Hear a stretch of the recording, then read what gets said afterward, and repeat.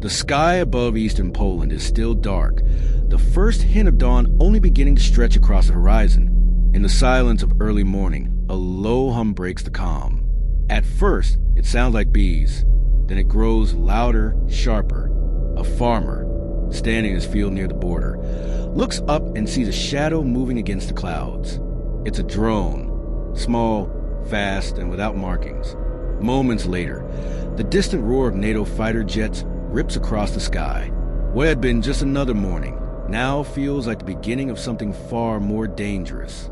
This is a new reality along NATO's eastern flank, a place where peace and war blur, where ordinary people live under the constant reminder that the next global conflict could begin in their backyard. For months, Russia and Belarus have staged military drills near the borders of Poland and Romania. Tanks grind across the mud. Artillery thunders. Drones swarm overhead. They call them defensive maneuvers. But to those on the other side, they look like rehearsals for invasion. Imagine standing in the woods near the Belarusian border. You hear the earth tremble as columns of armored vehicles push forward. Helicopters slice through the sky. Above them, drones circle, recording everything, scouting for weaknesses. This isn't new. Moscow and Minsk have a history of massive exercises called Zapad, meaning west. But timing is everything.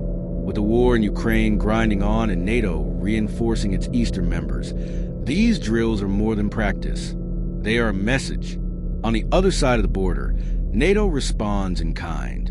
In Poland, American troops rotate through bases built for this very moment.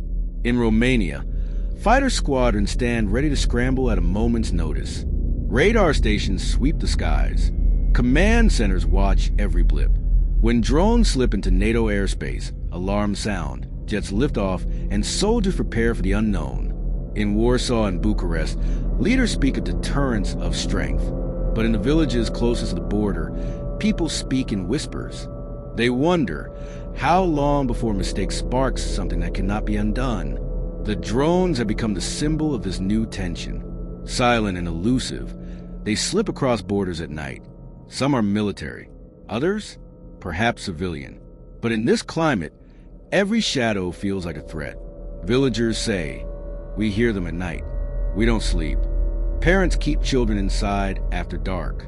Farmers glance nervously at the sky while tending their fields. NATO intercepts many of them, but not all, and each incursion sparks the same uneasy questions. Was a mistake, a test, or another piece of psychological warfare? In Moscow, the narrative is clear. These drills are defensive, a shield against NATO aggression. State television shows soldiers marching proudly, tanks parading through mud and flags flying. In Warsaw, the story is different. The drills are provocations, threats, and proof that Russia cannot be trusted. Romania echoes the same warnings. Belarus, caught between loyalty and survival, plays its role. Its leader promises alliance with Moscow, whilst people watch uneasily as their homeland becomes a pawn. But beyond the tanks and drones lies another battlefield, one of rights and freedoms. In Poland's borderlands, cameras, checkpoints, and patrols have become everyday life. Some towns live under curfews. In Romania, similar restrictions spread. Officials say security must come first. But rights groups warn, once freedoms are taken in the name of safety, they rarely return. So the question lingers, how much liberty will people surrender to feel secure? And what kind of society emerges when suspicion rules the streets? For older generations, this tension is not new. They remember the Cold War, when Soviet soldiers filled their towns, when freedom was distant, and when drills and parades were constant reminders of power. Today feels like an echo of those years. Once again, Eastern Europe is the fault line. Once again, lives are shaped by the ambitions of faraway leaders. In a small Polish town, children walk to school under the watch of soldiers. Their playground lies in sight of a checkpoint. In Romania, farmers plow fields as jets thunder above. For NATO soldiers, many barely out of their teens, the tension is personal. They carry the weight of global security on their shoulders. For Belarusian dissidents, the drills are a reminder of exile, their homeland trapped in someone else's game. Everywhere along this border, lives are caught between caution and fear, routine and uncertainty. Behind every drill lies the bigger chessboard. The war in Ukraine reshaped Europe's security map. Finland and Sweden, once neutral, now wear NATO's badge. Russia, feeling encircled, lashes out with shows of force. NATO responds to prove its unity. But unity is fragile, and every drone, every jet, and every maneuver tests its strength.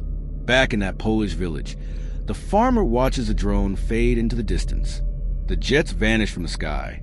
He sighs and returns to his work. The drills will end. The soldiers will leave. The politicians will speak. But the tension will remain in the skies, in the fields, and in the hearts of those who live here. Eastern Europe has become the front line once again.